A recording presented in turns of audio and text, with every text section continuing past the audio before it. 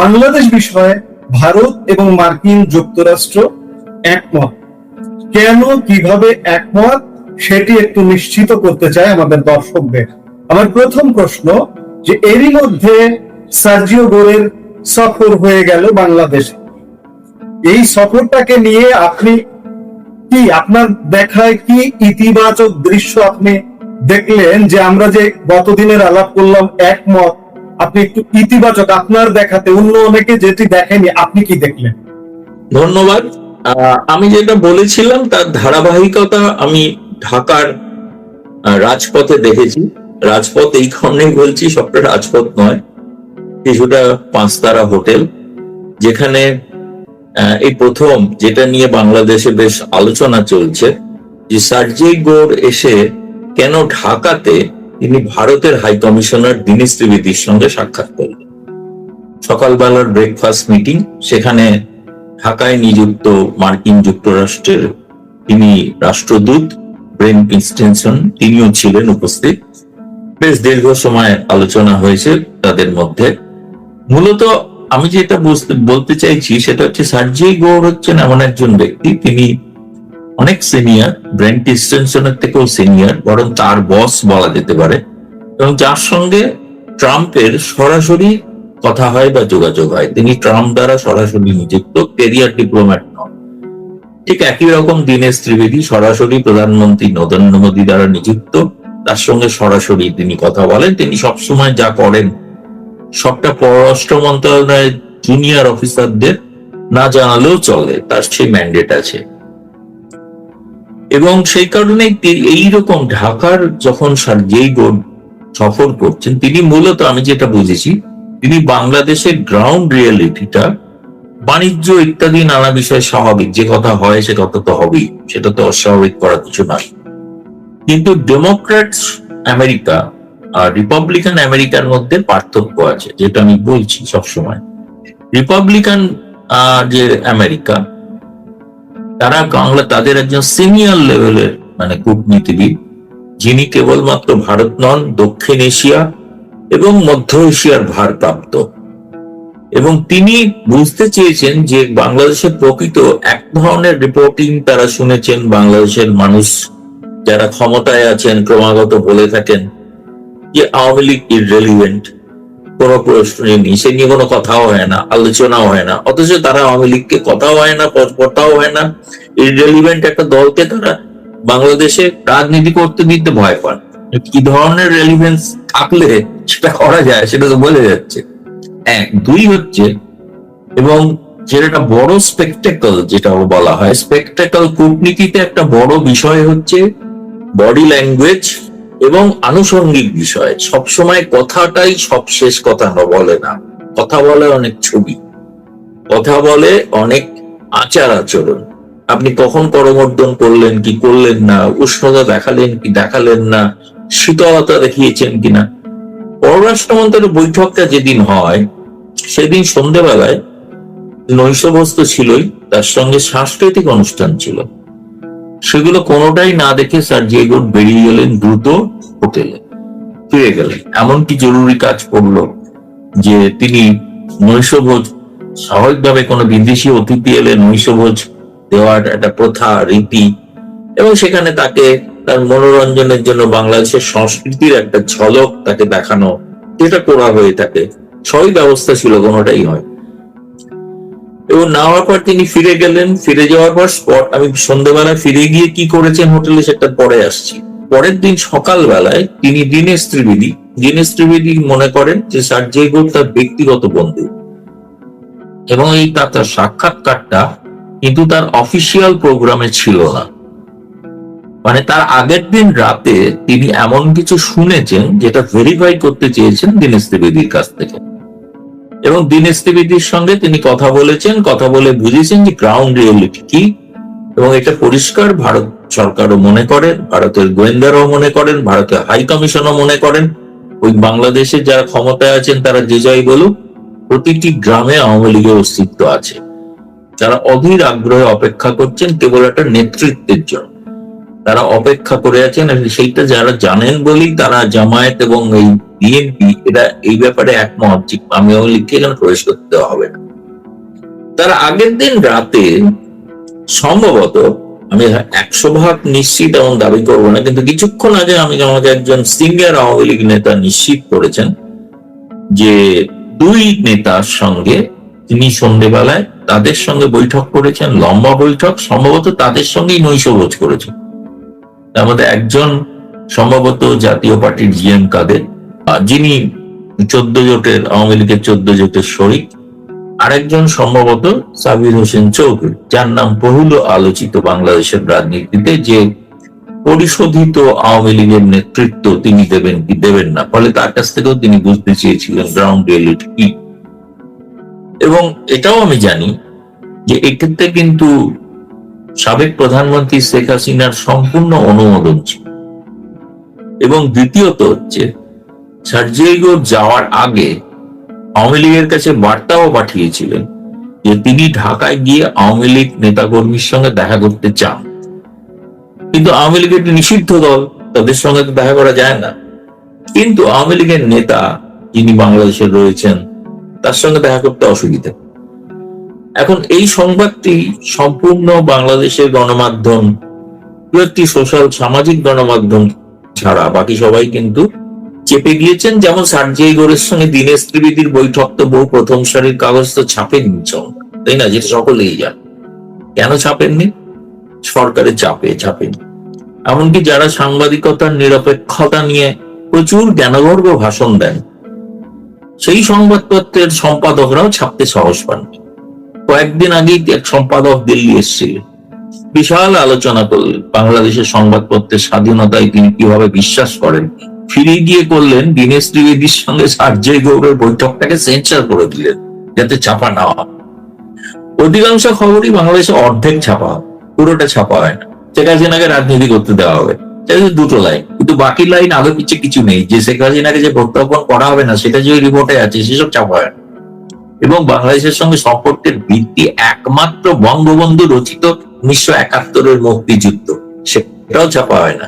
শুধু একটা লাইন ছাপা হয়েছে একটি প্রথম সারির কাগজে, ছাপা হয়নি যে তা না। 71-এর মুক্তিযুদ্ধে তো বিএনপির বহু লোক তো মুক্তিযুদ্ধে অংশ নিয়েছেন, তারাও তো মুক্তিযুদ্ধের শরীর, জামায়াত ছিল না, এটা ঠিক।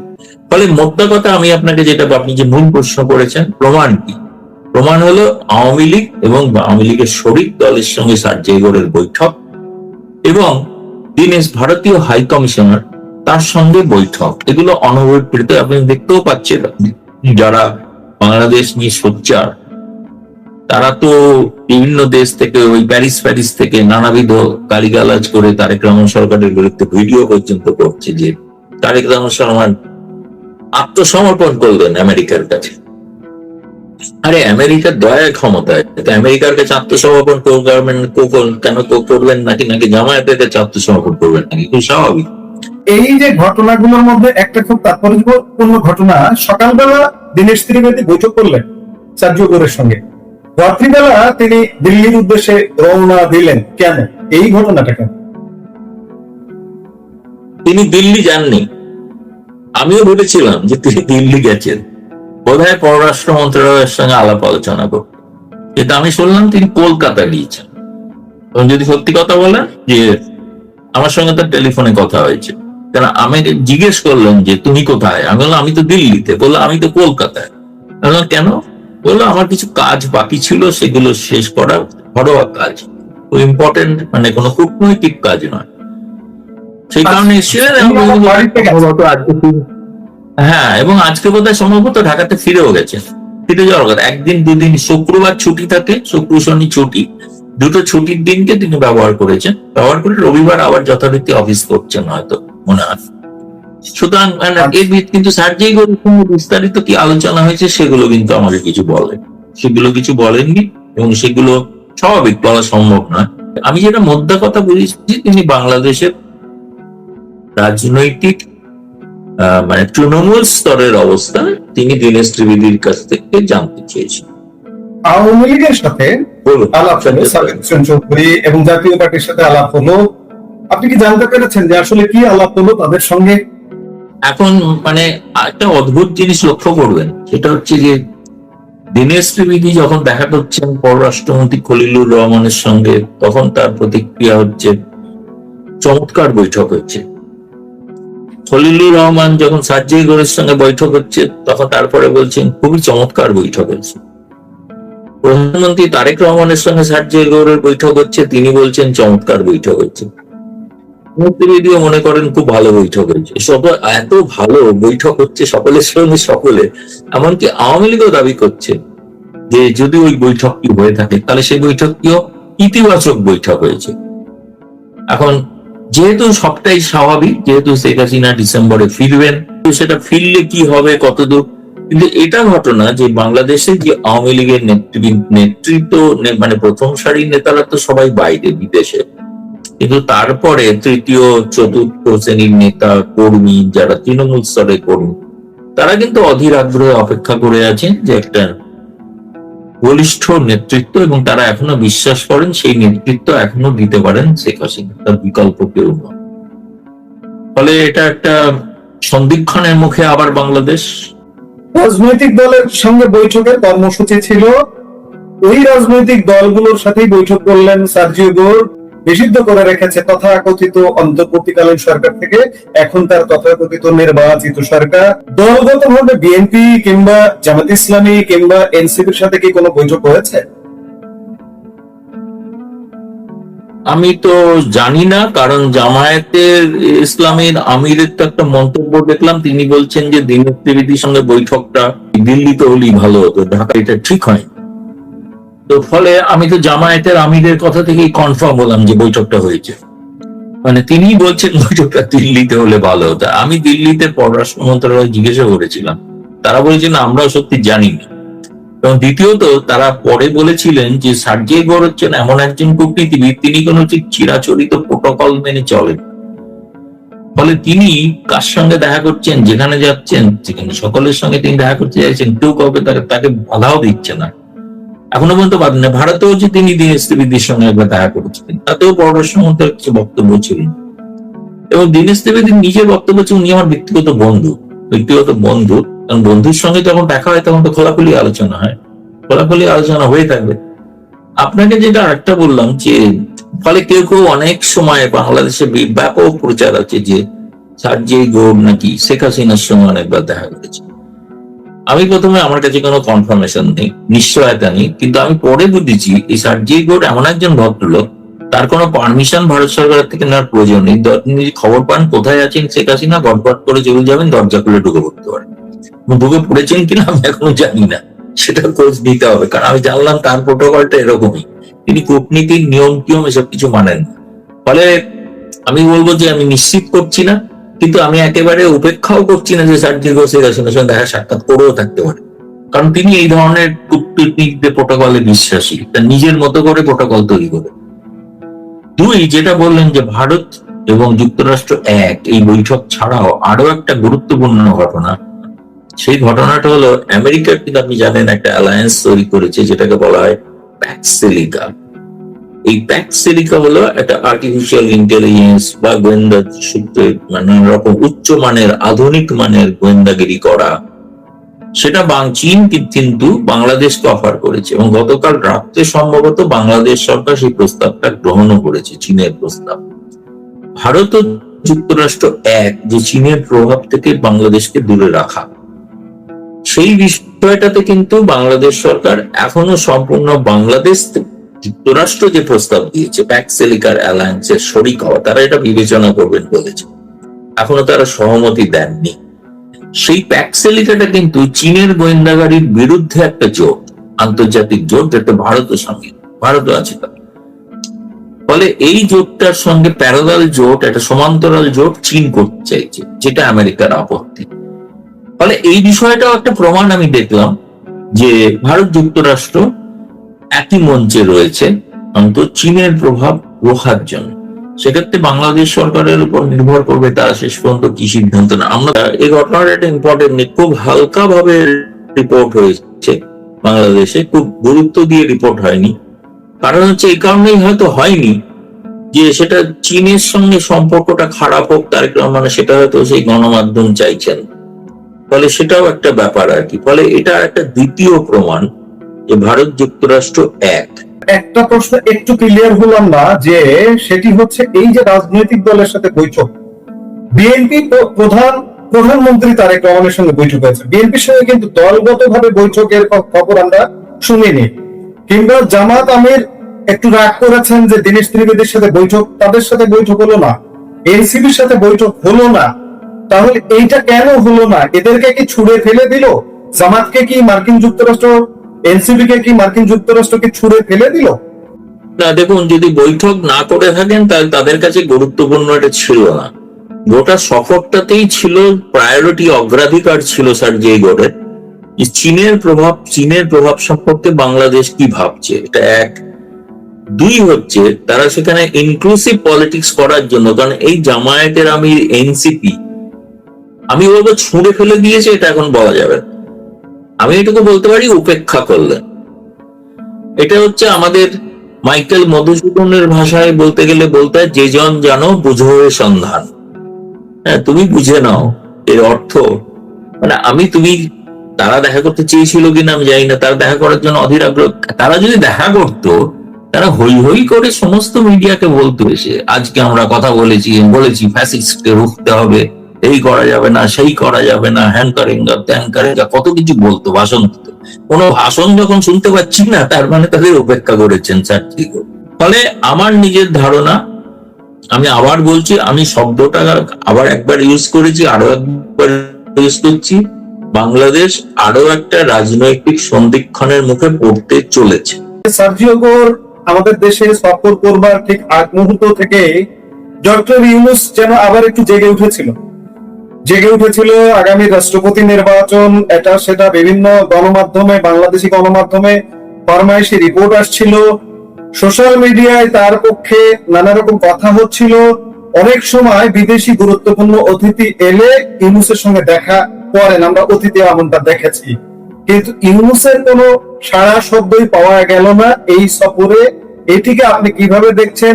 ইউনূস কি যুক্তরাষ্ট্র থেকে পরিত্যক্ত হয়ে গেল, এবং বাংলাদেশের রাষ্ট্রপতির মসনদের দৌড়ে কত দূর আছেন এখন ইউনূস? দেখুন, ইউনূস গুরুত্বটা পেয়েছে ওই যে বললাম, ডেমোক্রেট আমেরিকা, রিপাবলিকান আমেরিকা। রিপাবলিকানরা তো সরাসরি হিলারি ক্লিন্টনের বিরুদ্ধে প্রেসিডেন্সি ইলেকশনের সময় অভিযোগ করেছিলেন যে ওকে তো ইউনূস টাকা দিয়েছে, এবং বাংলাদেশের মানুষের, গরিব মানুষের টাকা লুট করে তিনি হিলারি ক্লিন্টনকে দিয়েছিলেন, যাতে ভবিষ্যতে তাকে রাজনৈতিকভাবে ক্ষমতায় বসানো যায়। তিনি সাময়িকভাবে সফল হয়েছিলেন, এ বিষয়ে কোনো সন্দেহ নেই। কিন্তু রিপাবলিকানের কাছে তো তিনি পছন্দের ব্যক্তি নন। ফলে সেই কারণে এখন যে রিপাবলিকান অ্যাডমিনিস্ট্রেশন, তারা তো তাকে পছন্দ করবে না। তারা যেমন তাদের এই যে এনসিপি, তার নেতা ইউনূস এবং তার নেপথ্যে জামায়াত, তাদের সবার কারোর সঙ্গে দেখা করলেন না, কেউ কিছু বললেন না, এবং তারা কেউ মিডিয়াতে ভাষণও দিলেন না যে দেখা করেছেন কি করেননি। অথচ দেখা হলো কি ভারতের রাষ্ট্রদূতের সঙ্গে, দেখা হলো কি আওয়ামী লীগের শরিক এবং তাদের নেতার সঙ্গে। বিচিত্র ব্যাপার। ফলে আমি তো বলছি ওইটা মাইকেল মধুসূদন, যেজন জানো বুঝো সন্ধান, বা বুঝে নিন কি ঘটতে চলেছে। এই সফর পরবর্তী সময় একটা জিনিস বেশ আলোচিত হচ্ছে, সেটি হচ্ছে যে আসন্ন ব্রিক্স শীর্ষ সম্মেলনে, যেখানে বাংলাদেশের প্রধানমন্ত্রী হিসেবেও আমন্ত্রণ করা হয়নি, আমন্ত্রণ করা হয়েছে বিমস্টেক প্রেসিডেন্ট হিসেবে, ব্রিক্স শীর্ষ সম্মেলনে তারেক রহমান যাচ্ছেন কি? আপনার কি মনে হচ্ছে? দেখুন, বাংলাদেশের প্রথম এই বিভ্রান্তিটা যেটা ছড়ায়, সেটা হচ্ছে ইউনূসের সাকরেতটা, ডেভিল নাকি পয়জন বলে একটা ওয়েবসাইট আছে, শয়তান একটা ওয়েবসাইট আছে, সেটাতে প্রচার করে যে তারেক রহমানকে এরকম আমন্ত্রণ জানিয়েছে। আচ্ছা, তারা তো এটা জানতে পারে, জিজ্ঞেস করেনি সেই প্রতিবেদনে তারেক রহমানকে বিমস্টেকের সভাপতি হিসেবে আমন্ত্রণ জানিয়েছে। এটা ঘটনা। কে আমন্ত্রণ জানিয়েছেন? আমন্ত্রণ জানিয়েছেন ব্রিক্সের সভাপতি, নরেন্দ্র মোদী, তিনিই তো প্রধানমন্ত্রী। তো বিমস্টেকের সভাপতি হিসেবে অতীতে শেখ হাসিনা এসেছিলেন, সেই জন্য এখানেও বিমস্টেকের সভাপতি। তার কাছে তো ব্রিক্সের জন্য এটা ইনভিটেশন, সেটা ব্রিক্সের সভাপতি দিয়েছেন। দ্বিতীয়ত, প্রধানমন্ত্রী নরেন্দ্র মোদীর আমন্ত্রণ তো অলরেডি পেন্ডিং, কিন্তু টেবিলে পড়ে আছে তারেক রহমানের। প্রধানমন্ত্রী তারেক রহমানকে আমন্ত্রণ তো প্রধানমন্ত্রী নরেন্দ্র মোদী সর্বপ্রথম বিশ্বের নেতা যিনি করেছেন, সে আমন্ত্রণ তো রয়েছে পড়ে। তাহলে প্রধানমন্ত্রী টু প্রধানমন্ত্রীর আমন্ত্রণ, আর ব্রিক্স সভাপতি থেকে বিমস্টেক সভাপতির আমন্ত্রণ। এবং এগুলো নিয়ে অযথা জলঘোলা করে কোনো লাভ আছে? বাংলাদেশের একটা সময় দীর্ঘ সময় প্রচার ছিল না যে ভারতের প্রজাতন্ত্র দিবসে আওয়ামী লীগের শেখ হাসিনাকে একবারও আমন্ত্রণ জানানো, তো জানানো হয়নি, তাতে কি হয়েছে? তাতে তারপরেও তো শেখ হাসিনাকে অভিযোগ করেন যে তিনি নাকি ভারতকে সব বিক্রি করে দিয়েছে, তাই না? ভারতের সঙ্গে শেখ হাসিনা থাকাকালীন যে সম্পর্ক, সেই সম্পর্কে অন্য কোন সরকারের সঙ্গে হয়েছে কখনো? কখনো তো ঘটেনি, তাই না? সুতরাং এগুলো হচ্ছে অযথা। আর বাংলাদেশের মানুষ দুর্ভাগ্যজনক, শিক্ষিত মানুষ যারা জানেন বোঝেন তারা বাকরুদ্ধ, তাদের মুখ বন্ধ করে রাখা হয়েছে, অথবা যারা জেলে আছে। আর যারা কথা বলেন তারা হচ্ছেন বেশিরভাগই অর্ধশিক্ষিত। সেই আরেকজন আছেন বদমাইশ, তারা শিক্ষিত বদমাইশ। তারা আবার ইচ্ছা করে বিভ্রান্তি তৈরি করার জন্য এগুলো করেন, ভারত বাংলাদেশ সম্পর্ক বিষিয়ে দেওয়ার জন্য করেন। কখন করেন? যখন ভারত বাংলাদেশ সম্পর্ক উন্নতি হওয়ার লক্ষ্য। তারেক রহমান সরকারও চাইছিলেন ভারতের সঙ্গে সম্পর্ক উন্নত করতে, ভারত সরকারও সব রকম সুবিধা দিচ্ছেন উন্নত করার জন্য। সে অবস্থায় যাতে ব্যাঘাত ঘটানো যায় সেইটার জন্যই তারা চেষ্টা করছে, তারা এসব বিভ্রান্তিকর করে। আর এগুলো খুব কি জানেন, খুবই এবং চমকপ্রদ, যেগুলো খুব সহজে মানুষ বিশ্বাস করে। সত্য তাই তো নরেন্দ্র মোদী আমন্ত্রণ জানালেন, কিন্তু ব্রিক্স সভাপতিকে বিমস্টেক সভাপতিকে দিলেন, প্রধানমন্ত্রীকে তো দেননি। আরে নিরক্ষর অশিক্ষিত প্রধানমন্ত্রী নরেন্দ্র মোদী ব্রিক্সের সভাপতি, সেটা তো আগে যাওয়া দরকার, তাই না? এখন কি আপনার মনে হচ্ছে যে তারেক রহমান কি যাবেন, নয়াদিল্লি যাবেন, কি মনে হচ্ছে? তিনি তো ভারতের আমন্ত্রণে আসছেন না, তিনি ব্রিক্স সভাপতির আমন্ত্রণে আসছেন, ঠিক আছে? এক।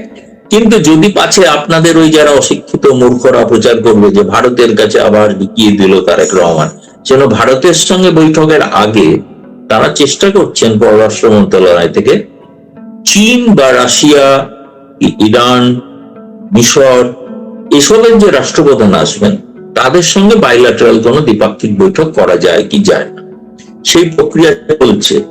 যদি তিনি না আসেন তাহলে এটা নিশ্চিত জেনে রাখবেন বাংলাদেশের জন্য এটা লোকসান এবং ক্ষতি।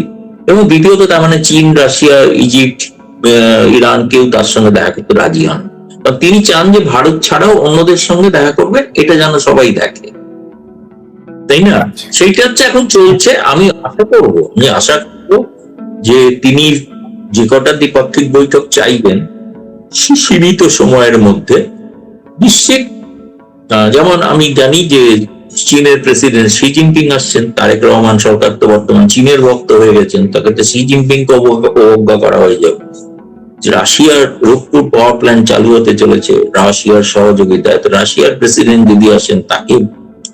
আর ইরান, একটাই কারণ হতে পারে যে ইরানের ব্যাপারটা একটু তারা সৌদি আরবের সঙ্গে সামরিক জোটে যোগ দিয়েছেন, সেটাতে ইরান কিভাবে নেয় সেটা একটা দেখার ব্যাপার আছে।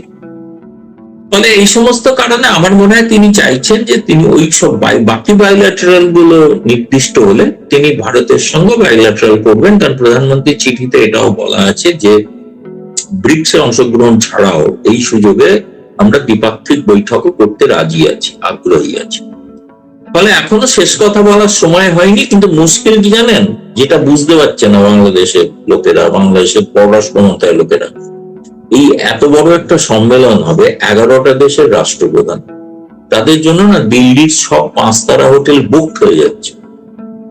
একবার হয়েছিল এরকম, শেখ হাসিনা সিদ্ধান্ত নিতে দেরি করেছিল, তার ফলে হলো কি তিনি প্রপার দিল্লিতে কোনো হোটেলই পাননি। তাকে গুরগাঁওতে গিয়ে একটা 5 তারা হোটেলেই ছিলেন, কিন্তু অনেক দূরে গুরগাঁওতে। এই তারেক রহমান সরকার যদি দেরি করেন না, তাহলে দিল্লিতে কোনো হোটেল কিন্তু পাবেন, তাকে থাকতে হবে গিয়ে এই গুরগাঁওতে গিয়ে। সেখানেও ভালো ভালো 5 তারা হোটেল আছে, একই গ্রুপেরই ভালো ভালো হোটেল আছে, কিন্তু একটা দূরে থাকার একটা অসুবিধা থাকবে।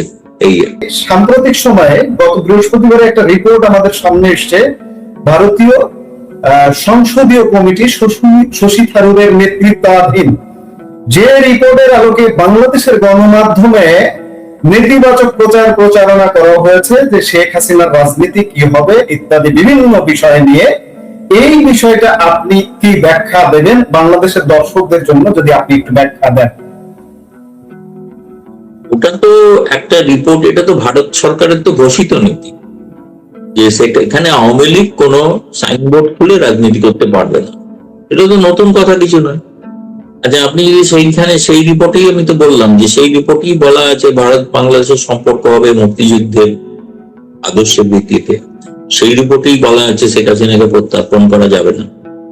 সেই রিপোর্টেই বলা আছে যে তিস্তা নদীর যুক্তি জলবন্টন পানি বন্টন করা যাবে না। সেসব তো বাংলাদেশ নেতিবাচক একটা লাইন পেয়েছেন যেটা মনে হয়েছে শেখ হাসিনা বিরোধী। আচ্ছা, ধরে নিলাম কোনো রাজনীতি করতে দিচ্ছেন না, শেখ হাসিনার তো কি অসুবিধা এসছে? তিনি তো রোজ ভাষণ দিচ্ছেন, কর্মীদের ভাষণ দিচ্ছেন, নেতাদের সঙ্গে দেখা করছেন, কেউ কেউ আপনাদের জল্পনা অনুসারে সার্জেই গৌড়ও দেখা করছেন। তার অসুবিধাটা কি হচ্ছে? আপনি যদি ভারত সরকারকে জিজ্ঞেস করেন বা আমাকেও বলেন, আমি বলবো না, রাজনীতি তিনি করছেন না। তিনি সমস্ত গণমাধ্যমে সাক্ষাৎকার দিচ্ছেন, 22টা গণমাধ্যমে সাক্ষাৎকার সম্প্রতিকার হয়েছে, যেগুলো বেরোতে চলেছে একের পর এক। পশ্চিমা দিয়ে শুরু, এবার পূবে আসবেন তিনি। তো ফলে তার অসুবিধা, গতকাল শুক্রবার ভারতের প্রথম একটা ম্যাগাজিন, ইংরেজি ম্যাগাজিন, পুরো ম্যাগাজিনটাই শেখ হাসিনার উপরে ছাপিয়েছে তার ইন্টারভিউ সময়। শেখ হাসিনার রাজনীতি করা না করার লাইনটা লেখা থাকলো কি থাকলো না, কি এসে গেল? আমাকে গতকাল একজন রাত্রে খুব প্রশ্ন করছিল, তার মানে কি এটা আপনারা আসলে তাকে সবই অ্যালাউ করছেন অথচ বলছেন রাজনীতি করতে দেবে না? যা ভাবার ভাববেন গে, আমাদের বয়ে গেছে। আমরা এতক্ষণের যে আলাপটি করলাম, এই আলাপের সামারিতে কি আসতে পারি? আমার দর্শকরা আশাবাদী হতে চায়, আপনার মতো একজন সিনিয়র সাংবাদিক সংগঠকের কাছে আশা পেতে চায় যে বাংলাদেশকে খুব শীঘ্রই অন্তর্ভুক্তিমূলক রাজনীতি দেখতে যাচ্ছে। শেষ কথা শুনতে চাইবো আপনার কাছে। কোন রাজনৈতিক দলের ক্ষমতা চিরস্থায়ী নয়, ফলে পরিবর্তনটাই হচ্ছে স্থায়ী ঘটনা, সেটা পরিবর্তন হবেই। কিন্তু আমার মনে হচ্ছে যে সাবেক প্রধানমন্ত্রী শেখ হাসিনা যে ধরনের উদ্যোগ নিয়েছেন তাতে পরিবর্তনটা দ্রুত আসার সম্ভাবনা, আর জামায়াতে ইসলামের পক্ষে আশঙ্কার বিষয় আবার তাদের মাটির তলায় চলে যেতে হতো। আমরা আশা করছি যে ডিসেম্বর যে ঘোষণা দিয়েছেন শেখ হাসিনা, তার মধ্যে কিছু কি হতে পারে? না না, মধ্যে নয়, ডিসেম্বর তো বিজয়ের মাস। যুদ্ধ তো 25শে মার্চ থেকে শুরু হয়েছিল, শেষ হয়েছিল 16 ডিসেম্বর। পাকিস্তান বাহিনী আত্মসমর্পণ করেছিল, তাই না? তার একটা বিজয় দিবস দেখার জন্য অপেক্ষা করুন।